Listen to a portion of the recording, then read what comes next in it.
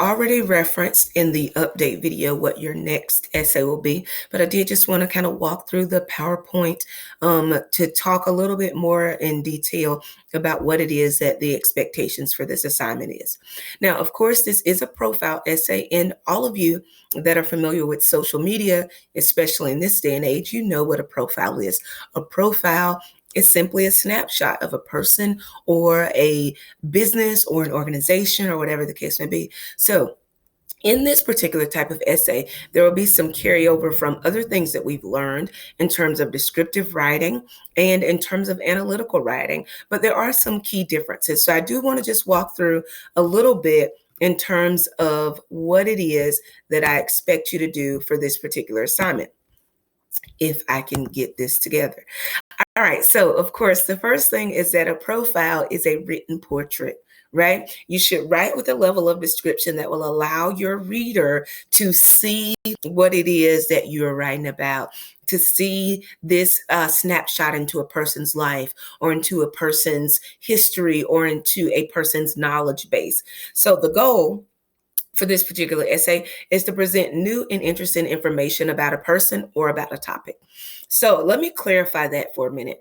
It can be about the person, right? I've had students in the past who have written about a person's individual struggles with addiction, or about someone's individual immigration story, or in the same along the same lines, you could be writing about a topic. For example, I had a student to interview his girlfriend a few semesters ago, and the conversation was not about that person being the girlfriend, but the girlfriend was vegan. And so the topic that this person was able to highlight or show us or teach us was about veganism. So keep those kind of ideas in mind.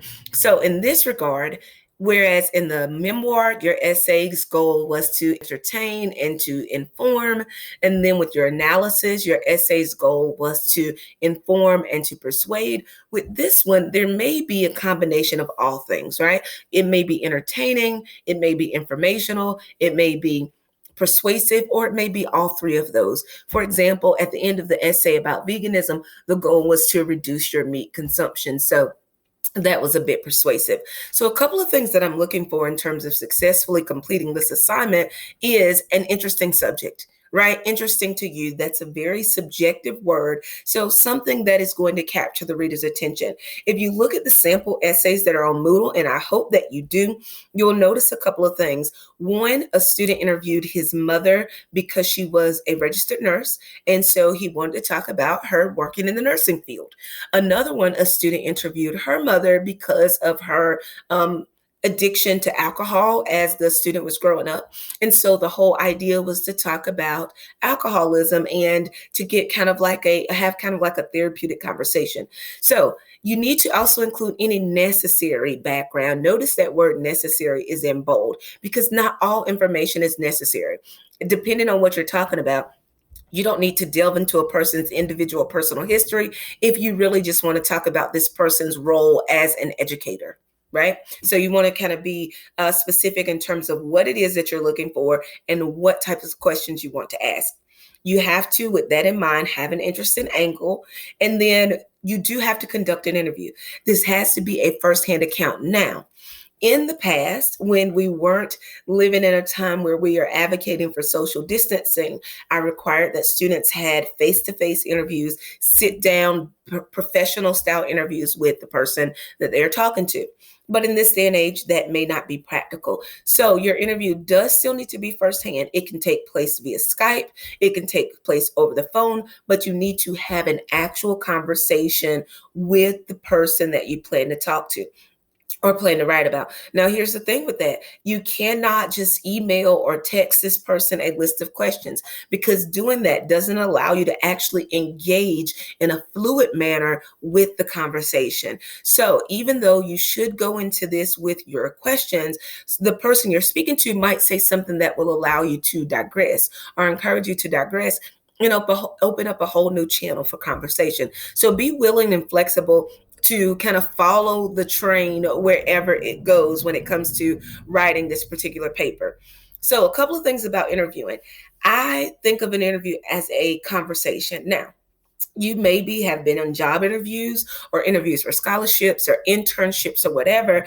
And the best interviews are those that are relaxed, those that are conversational in style, those that allow you to really showcase who you are. So I want you to take those same skills and bring it to this, except in this regard, you are the person conducting the interview. So it does require you to have some understanding and analysis in terms of gathering information. So when it comes to what that interview can provide, like I already said, information on a topic such as veganism, firsthand accounts of events or errors. If a person, I had a student to write some years ago about 9/11. And so that was a firsthand account of someone who lived in New York during the World Trade Center bombings or attacks. And then I also had a student to write about a grandparent who was part of the Imperial Foods fires here in Hamlet. So that's an event. And also, it could be research into a select group of people. I've had students to interview each other because they are non-native English speakers or they're immigrants or whatever the case may be. So I really, really encourage you to choose someone or something that is very interesting to you. Use this as a platform to kind of branch out. I've had students to interview people who they did not know personally, local politicians, local police officers, local business people or professionals who they were legitimately interested in pursuing careers. So hopefully that'll open up a whole new avenue of things for you. Now, in terms of the assignment, some specifics. Write a paper about someone who interests you and base the paper on a conversation that you have with this person. You can select any acquaintance, family member, friend, or community member that you are able to get in touch with. It can be based on interest or activities. I've had a student to interview a soccer coach, grew up playing soccer, and so there you have it. Interviewed a soccer coach. Someone's background, which I've already given some examples on, someone's personal outlook. If there's a particularly optimistic person or someone who follows a different religion that you might be interested in, just different things like that, or professional standards. So again, the purpose is to use this interview in order to show what's significant about this person or his or her knowledge base. Now, if you go on Moodle or when you continue to kind of browse on Moodle, please do take a moment and review the assignment sheet. Also, look at those sample essays. Notice the format of the sample essays. It's not a list of questions and answers. Your task is going to be to have this conversation, make note of the questions and answers. I encourage you in talking to your person to use your phone or use something to record if you're able to, so that you can then go back and organize into paragraphs ideas that are similar so that the paper flows seamlessly. But again, read through those sample essays and let me know if you have any questions. Go ahead and get started. The due date for this assignment is not going to be until April 13th, but we're going to be working on it along the way. If you have any questions, please do let me know.